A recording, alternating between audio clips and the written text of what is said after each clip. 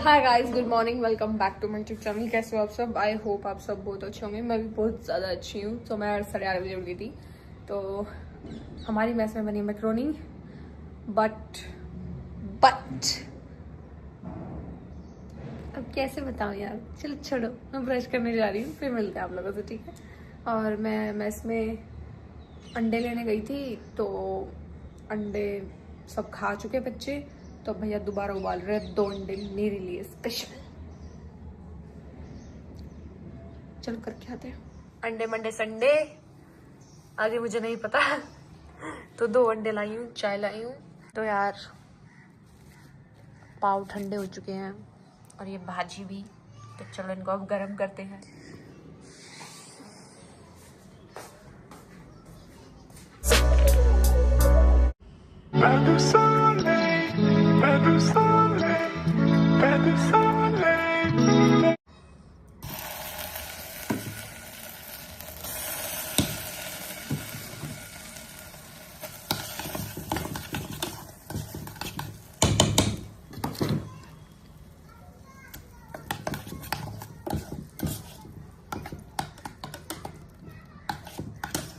तो चलो जी, खाते हैं और बताते हैं टेस्ट में कैसी है।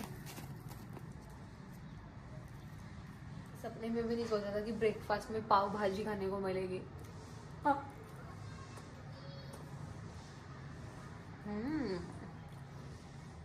टेस्टी है यार, वो टेस्टी है। मम्मी, मैं पढ़ रही थी, ये मेरा सिलेबस है और फट रही है भाई अब। बट ठीक है, कोई नहीं, मैं कर लूँगी। तो पहला पेपर मेरा हेल्थ साइकोलॉजी का है, फिर पॉजिटिव साइकोलॉजी का है, फिर साइकोमेट्रिक्स का है, फिर इंट्रोडक्शन टू क्लिनिकल साइकोलॉजी का है, और फिर क्लिनिकल असेसमेंट एंड डायग्नोसिस का है। तो बहुत सारे लोग पूछ रहे थे कि आप मास्टर्स किस में कर रहे हो, तो मैं क्लिनिकल साइकोलॉजी में कर रही हूँ। ये हमारी चॉइस होती है सेकंड सेम में आगे कि आपको कौन सी उसमें करना है, काउंसलिंग में जाना है, आपको क्लिनिकल में जाना है, या फिर आपको कौन सी उसमें जाना है। अब आप लोग सोच रहे हो कि ये क्या है, तो ये आंसू हैं।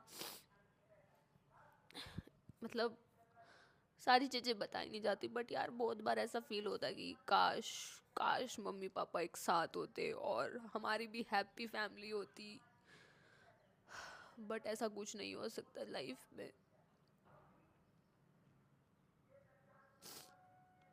शायद हमारे भी कर्मों में था, हमने इतने दुख देखे, और मतलब सारा दर्द ना, सारा दर्द बिल्कुल अंदर है और किसी को बता भी नहीं सकते क्योंकि कोई नहीं समझता।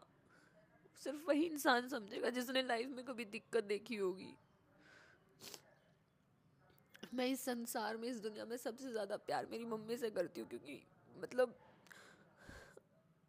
हमें पता है हमारी मम्मी ने हमको कैसे पाला है। आपको लग रहा होगा इतनी अजीब अजीब बातें अचानक से कैसे कर रही है, तो मतलब डेली दिन में एक बार ये थॉट तो आ ही जाता है कि यार काश मम्मी पापा एक साथ होते तो हमारी फैमिली भी कितनी अच्छी होती।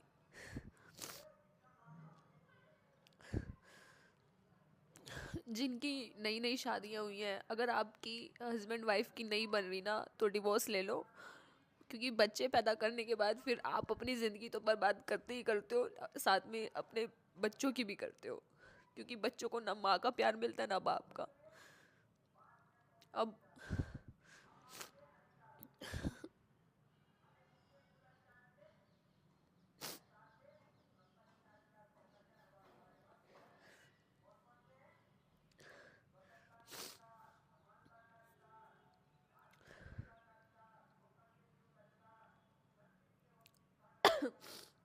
सॉरी गाइस, मैं रो रही हूँ, बट बहुत बार ऐसे हो जाता है फील।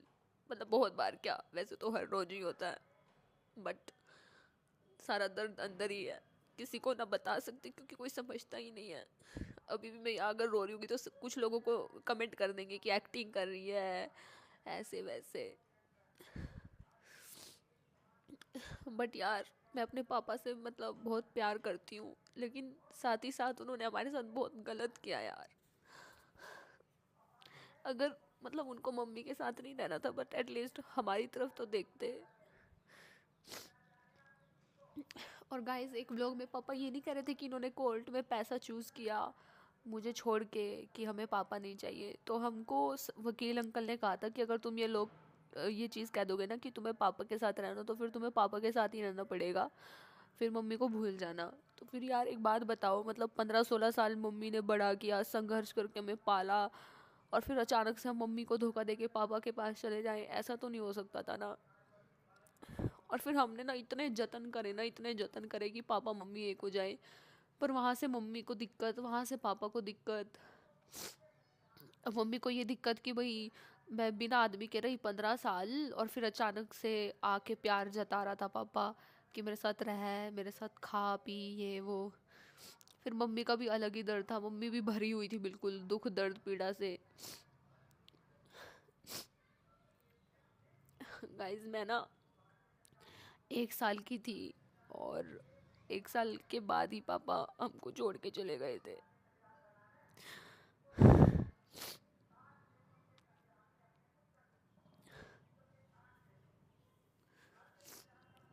अगर आज मेरे पापा होते ना, तो शायद मैं ये व्लॉग्स नहीं बना रही होती, वीडियोस नहीं बना रही होती, कुछ अच्छा काम कर रही होती। अच्छा काम तो मैं अभी भी कर सकती हूँ, बट लेकिन ये है ना कि फिर बचपन में अगर पापा होते तो शायद फिर वो अपना अपनी परवरिश करते। अब मतलब फौजी आदमी थे वो, कुछ करवाते, हमें कुछ सिखाते। मतलब जब वो 2-3 साल हमारे साथ रहे थे ना, तो उन्होंने बहुत कुछ सिखाया। मतलब कि रेस मारो सुबह उठ के, जीके पढ़ो, क्योंकि आर्मी में भी बहुत कुछ सिखाया जाता है, बहुत कुछ होता है आर्मी में भी। अब मम्मी का तो बस यही था कि रोटी दे देती थी, क्योंकि मम्मी तो अनपढ़ थी, मम्मी तो 8 या 9 ही पढ़ रही थी, तो मम्मी को तो क्या ही पता था एजुकेशन के बारे में कि ऐसे पढ़ो, ये करो, वो करो। मम्मी का तो बस ये था कि भाई स्कूल में एडमिशन करवा दिया है, पैसे दे दिए हैं, और अपना पढ़ लो अब। और पायल से तो ना मैं इतनी उम्मीद थी, इतनी उम्मीद थी, मतलब मैं सोचती थी कि यार मैं क्या ही कर पाऊंगी, मतलब कैसे घर चलेगा, कैसे क्या होगा। मम्मी इतनी उम्मीद लगा के बैठी हुई है, मतलब इतने अच्छे स्कूल में इतनी भारी भारी फीस दे रही है, दर दर की ठोकरें खा खा के।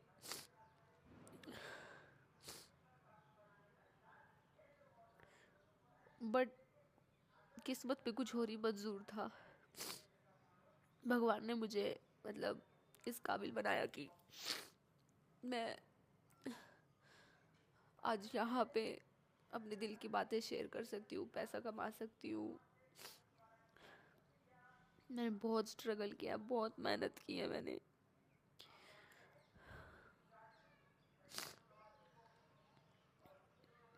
तो जिन लोगों को नहीं पता, मैं उनको एक चीज़ बताना चाहती हूँ। मेरा जो इंस्टाग्राम अकाउंट है वो 2 साल से रुका हुआ है।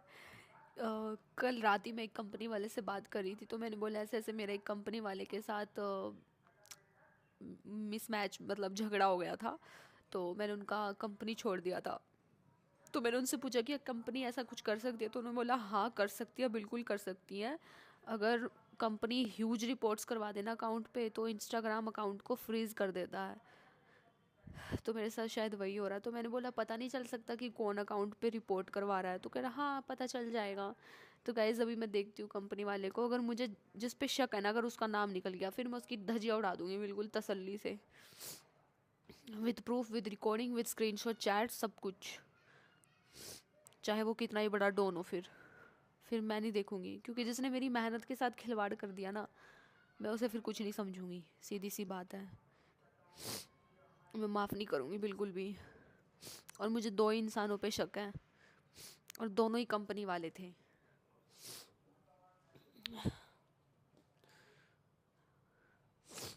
चलो ये भी बता देती हूँ कौन कौन सी कंपनी से थे। एक तो रील फैक्ट्री से था, और एक टिनका रील से था। नाम उनके तब डिस्क्लोज करूँगी जब मुझे पता चल जाएगा इन दोनों में से किसके काम है। फिर जिसके काम होंगे उसकी धजिया उड़ा दूंगी तसल्ली से। जनता को भी तो पता चलना चाहिए कैसे कैसे हरामी और गंदे नीच लोग हैं इस धरती पे। बाकी 2-3 लोगों पर और शक है मुझे, उनका एक बार मुझे पता चल जाए कि किसने रिपोर्ट्स करवाई है मेरे अकाउंट पे, और रिपोर्ट भी ऐसे 4-5 हज़ार करवाते हैं तब जाके कुछ होता है। तो मतलब ये काम तो कंपनी वाले का ही हो सकता है, क्योंकि उनके हाथ में ये लोग बल्क प्रमोशंस और कितनी सारी चीज़ें करते हैं। कोई नहीं गाइज, कोई चुप कराने वाला भी नहीं है मुझे। और आप लोग मेरा स्टेटस पूछ रहे थे कि मैं सिंगल हूँ या कमिटेड हूँ, तो मैं सिंगल हूँ और मैं अभी शादी नहीं करना चाहती। मैं मतलब मेरा शादी करने का बिल्कुल मन नहीं करता यार। काफ़ी रिस्पॉन्सिबिलिटीज़ होती है शादी करने के बाद। आई नो मैं हैंडल कर लूँगी, बट मुझे अभी हैंडल नहीं करनी। मुझे अभी लाइफ में इतना पैसा कमाना है, इतना पैसा कमाना है ना, बहुत पैसा कमाना है। क्योंकि एक दिन कोर्ट में मामा ना हमारी मतलब कॉपी दिखा रहा था कि इतने इंटेलिजेंट बच्चे हैं, 10 में से 10, 100 में से 100 ऐसे नंबर आ रहे थे। तो मेरे जो ताऊ जी हैं, ताऊ पाला जी, उन्होंने बोला कि लड़की तो है, क्या कर लेंगी, क्या कर सकती हैं ये। तो मैं उस टाइम छोटी सी थी, तो वो बात ना मेरे यार दिल पे बिल्कुल ऐसे दिल पे पिंच कर गई कि मतलब बच्चे को तो क्या ही पता होता है लड़का लड़की में क्या डिफरेंस होता है। तो बहुत हर्ट हुई थी यार उस दिन वो बात। और उसी दिन मैंने ठान लिया था कि बस इनको रॉन्ग प्रूव करना है। लड़कियां बहुत कुछ कर सकती है, बहुत कुछ, अगर अपनी पे आए तो। और जीवन में अगर आपको गाइस आगे बढ़ना है ना, तो आपको ताने सुनने पड़ेंगे लोगों के, और वो जब तक दिल पे नहीं लगेंगे ना, तब तक सॉरी, आप कितनी भी मेहनत कर लो आप कुछ नहीं कर पाओगे लाइफ में। हाँ, और मेरी बहन को कहा था हाँ ये बनेगी IAS ऑफिसर ऐसे करके। IAS ऑफिसर का तो पता नहीं, लेकिन अभी लाइफ में बहुत आगे जाना है, बहुत पैसा कमाना है और इज्जत से कमाना है।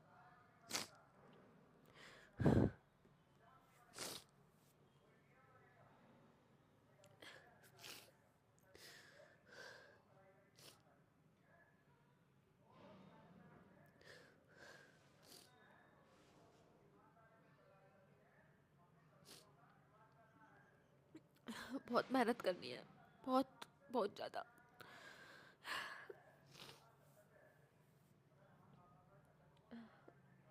हाँ, एक चीज़ और मैं बताना चाहती हूँ। आप लोग बोल रहे थे कि आप आर्मी में कैसे घुस गए, इसमें तो सिर्फ आर्मी नेवी और फोर्स वाले ही जा सकते हैं।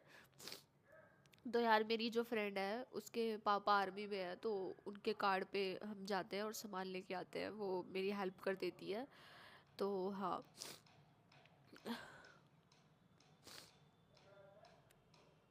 चलो गाइस अब पढ़ लेते हैं, बहुत हो गया रोना। दुख तो बहुत है लेकिन बता नहीं सकती, बट ठीक है कोई नहीं। आज भी इतना निकल गया, मतलब भर जाती हूँ यार मैं, बिल्कुल भर जाती हूँ, पाँव से लेके सर तक भर जाती हूँ बिल्कुल। ऐसे होता है कि बस सब रो दे, बट हिम्मत नहीं हारनी है, लड़ना है, यही जिंदगी है। अप्स एंड डाउन आएंगे लाइफ में, बट लड़ो करो। और मुझे इतनी खुशी होती है ना कि मैंने मेरी बहन को भी पैरों पे खड़ा कर दिया, मतलब वो भी अब पैसे कमा रही है। मुझे बहुत अच्छा फील होता है यार, वरना मुझे ही देने पड़ते थे पैसे हर चीज़ के, चाहे रिचार्ज हो, चाहे कुछ भी हो यार, हेयर कट हो, कुछ भी हो। तो आज मुझे बहुत अच्छा फील होता है कि मैंने अपनी बहन को इस काबिल बना दिया कि वो खुद अपने पैरों पे स्टैंड कर सकती है, वो खुद पैसा कमा सकती है। अगर आप लोग सपोर्ट नहीं करोगे ना उसको, तो फिर वो एट द एंड किससे पैसे मांगेगी, हम मुझसे ही मांगेगी ना। तो आप लोग गाइस उसे भी सपोर्ट करो, चाहे आपको उसके व्लॉग पसंद हो या ना हो, बट उसे देख लिया करो यार प्लीज़। बेशक मुझे मत देखो, बट उसे देख लिया करो, क्योंकि मैं तो फिर भी इंस्टा वगैरह से कमा लेती हूँ, बट उसको करो please, it's my humble request. तो गाइज मैं जा रही हूँ हेयर सैलून कोलैबोरेशन करने, और ये देखो मैं अभी नायका में आई थी, ये रहा इधर नायका दिखा। तो यहाँ आके मैंने पूरा मेकअप धोप लिया, क्योंकि मैं रूम से बिल्कुल बेसूरी होके निकली थी यार। यही फायदा होता है शहर में रहने का। देखो लिपस्टिक लगा ली, लिप ग्लॉस लगा लिया, काजल लगा ली, मस्कारा लगा लिया, थोड़ा कंसीलर लगा लिया। गाइज वैसे तो मैं गीतांजलि जाने वाली थी, बट मेरी फ्रेंड ने बोला कि तू इंस्टाग्राम पे कोई सैलून सर्च कर, तो फिर मैंने देखा ये हेयर कट स्पेशलिस्ट थे, तो फिर यार यहाँ मैं आ गई। तो मैंने कोलैबोरेशन की बात की, तो अब अगर मैं 3-4 दिन पहले बात करती तो शायद कुछ होता, बट फिर मैंने इसमें बार्टर कोलैबोरेशन किया, तो मैंने हेयर कट लिया बस जो मुझे चाहिए था। मैंने फालतू की चीज़ें नहीं ली क्योंकि मेरे पास इतना टाइम भी नहीं था, क्योंकि मुझे हॉस्टल जाना होता है 6 बजे, तो मैं 3-4 बजे से आई थी यहाँ पे। तो उसके बाद मैंने भैया को बोला, तो फिर भैया ने बोला ठीक है, तो इन्होंने मेरे फेस के हिसाब से हेयर कट किया मेरा। वैसे तो मैंने इनको कुछ और ही बोला था कि ऐसे करना है वैसे करना है, मुझे ऐसा चाहिए वैसा चाहिए, बट फिर इन्होंने बोला कि मैं आपके फेस के अकॉर्डिंग आपको हेयर कट दूंगा। तो यार इन्होंने मेरे को गंजी बना दिया यार, इन्होंने मतलब फेस के हेयर कट के चक्कर में कुछ ज़्यादा ही हेयर कट कर दिए। लेकिन फिर जब हेयर कट हुआ तो अच्छा हुआ। और गाइस ये तो घर की खेती है, फिर से आ जाएंगे बाल। हा हा हा। यहाँ मेरा ऐसे रिएक्शन थे कि यार इतने ज़्यादा कैसे काट रहे हैं भैया। तो बट चलो कोई नहीं, hair cut at the end अच्छा था। बाकी तब पता चलेगा जब दोबारा हेयर वॉश करूँगी, तब पता चलेगा हेयर कट अच्छा था या कैसा था। करवाती हूँ क्योंकि लॉन्ग हेयर में ज़्यादातर ऑप्शंस लेयर्स का होता है, शॉर्ट में आप ग्रेजुएट करवा सकते हैं। ज़्यादा नहीं काट दिया ज़्यादा नहीं, क्योंकि आपके बालों में और भी एक्सपेरिमेंट हो चुके हैं।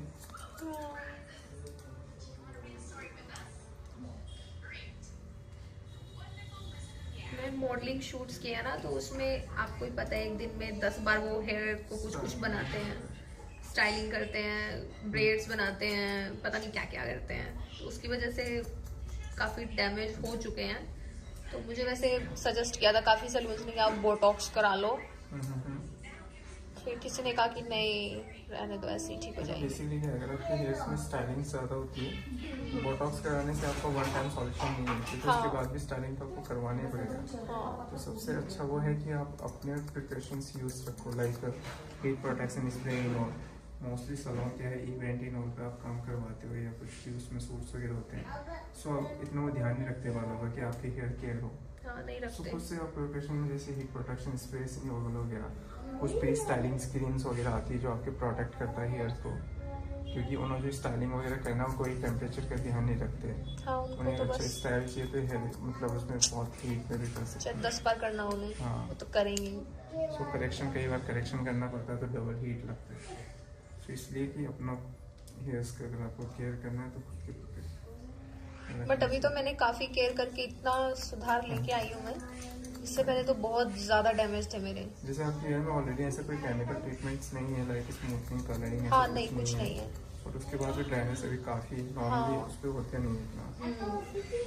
कुछ नहीं करवा रखा मैंने, कोई भी केमिकल, कभी ना स्मूथनिंग करवाई कभी कुछ नहीं। हाँ बस एक बार हेयर स्पा करवाया था। हेयर स्पा तो बेसिकली क्या होता है, हमारा मेंटेनेंस ट्रीटमेंट है, तो उसको आप जब भी मंथली आपको टाइम मिले फिर स्पास वगैरह करवा सकते हो, लाइक बोटॉक्स वगैरह को।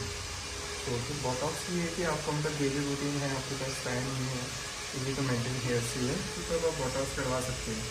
और जैसे आपके बालों में ऑलरेडी स्टाइलिंग वगैरह होती रहती है ना ऑलरेडी, तो मैं हेयर कलर से थोड़ा 6 मंथ आपको लास्ट से हेयर कलर से तो और डैमेज होते हैं यार। डिपेंड करता है कैसे करवाना। अगर पॉपअप कलर के अगर ब्राउन फेस में जाते हो ब्लैक से, तो मेरे फेस के हिसाब से कौन सा हेयर कलर अच्छा लगेगा? कलर के हिसाब से आपको कुछ सटल इंडियन स्किन टोन के हमेशा ब्राउन कलर्स बहुत अच्छे लगते हैं। ब्राउन कलर्स में आप वेरिएंट आते हैं बहुत अलग अलग, कूल में कैसे जाना आपको, ड्राई में कैसे, मतलब आपका वार्म स्किन टोन है तो कैसे करना है, तो उसके अकॉर्डिंग आप हेयर कलर जा सकते हो। ब्राउन में करवाने के तो जैसे आपके प्रॉब्लम में कुछ हुआ नहीं रहा है तो वर्जन ही है, इसमें आप विदाउट ब्लीच भी जा सकते हो, तो उसमें नो डैमेज है, तो लुक आपको चेंज मिलेगा। ब्लीच से हेयर डैमेज होता है? ब्लीच से तब होता है जब आप ओवर प्रोसेस करते हैं बिना ब्लीच के। और अगर आपको ब्लॉन्ड जाना है तो आपकी पोरोसिटी अगर हेयर्स में है तो हम करवा सकते हैं। अगर बालों की पोरोसिटी वीक है और हम बहुत ब्लीच पे ब्लीच करते हैं ना, तब जाके होता है। ग्लोबल और ब्लीच में क्या डिफरेंस है? Global basically technique of hair colour है, ब्लीच हमारा प्रोडक्ट्स होता है जब बालों को हम लिफ्टिंग का काम करते हैं, ठीक है। सो जब भी हम हेयर कलर करते हैं तो मेन चीज़ वही देखना चाहिए कि आपके हेयर की क्वालिटी क्या है और आपको कैसे हेयर कलर चाहिए। तो हमेशा जैसे आपकी पोरोसिटी ऑफ हेयर है उसके अकॉर्डिंग आप हेयर कलर कराओ तो बेस्ट है। मैं सोची थी एक बार मेरे हेयर सही हो जाए फिर मैं सोचूंगी हेयर कलर का। कर सकते हैं हेयर कलर, ऐसा नहीं है, बट वही है कि हाँ विदाउट ब्लीच जाओगे तो और ड्राई होंगे, बट अगर इसी को आप इनहेंस करें तो कई बार क्या होता है कि ना हेयर्स डैमेज हमारे ऊपर की जो क्यूटिकल लेयर है उससे भी बहुत ड्राई और रफ हो जाती है, कलरिंग से वो फुलफिल हो जाता है। सो लाइक एक शाइन लुक के लिए, डलनेस को हटाने के लिए भी हम कलर कर सकते हैं। एज ए चेंज के लिए हम कलर नहीं करना, एक शाइनिंग पॉलिश के लिए भी हम कलर कर सकते हैं। सो इस डिपेंड्स कि आप किसको प्रोसीड हो। कट हो गया है, ये कट हो गया, बस ड्राई करके हम स्टाइल करेंगे। गीले वाला में आपको इतना दिखेगा नहीं, पर एक शेप ऑफ पता चल जाएगा। नहीं बट फिर भी लग रहा है कि हेयर कट हुआ है। हम ड्राई करना बहुत थोड़ा, तो ऑलरेडी ड्राई हो गए इतने ड्राई हैं।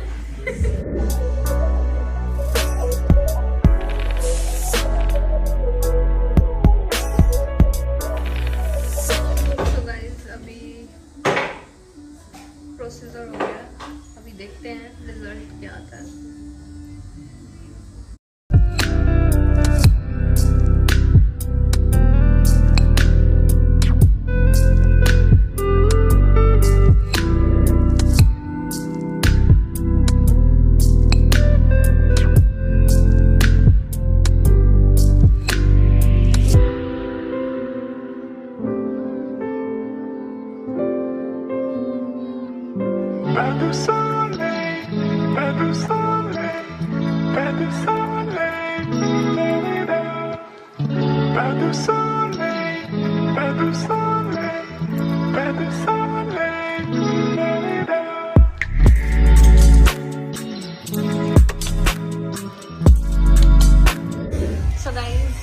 फाइनल लुक, मतलब जो मुझे चाहिए था, मुझे ये चीज़ चाहिए थी, तो ये भी आ गई है। और हेयर की लेंथ शॉर्ट हो गई है बट अच्छे लग रहे हैं। I just love it. Guys यहाँ पे भैया ने मुझसे पूछा आप कुछ लोगे, चाय कॉफ़ी पानी, तो मैंने बोला कॉफ़ी दे दो। सो गाइस मैंने हेयर कट करवाया है, कैसा लग रहा है कमेंट सेक्शन में ज़रूर बताना। और ये मैंने एक नायका में क्या किया, मैंने मेकअप तो करके नहीं गई थी, तो वहाँ जुगाड़बंदी की, तो मैंने कुछ लिया है वहाँ से। सो ये लिया मैंने 375 की लिप ग्लॉस, एक्चुअली वैसे ही 600 रुपये की है। मैंने वहाँ लगा के देखी तो मुझे बहुत सेक्सी लगी, और ये इसका ढक्कन इतना पुराना पुराना क्यों लग रहा है, ये देखना, माल खोल के देखूं। सो इसकी शेड है रेस्पबेरी गनाचे।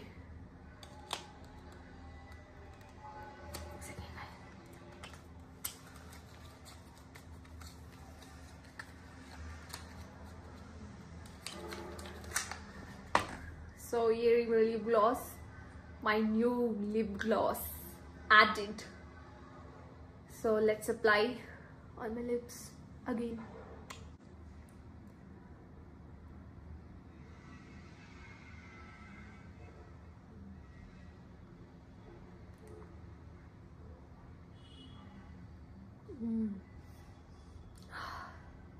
के ऊपर लग गया मेरे नाक के, तो स्मेल तो उसकी बहुत अच्छी है।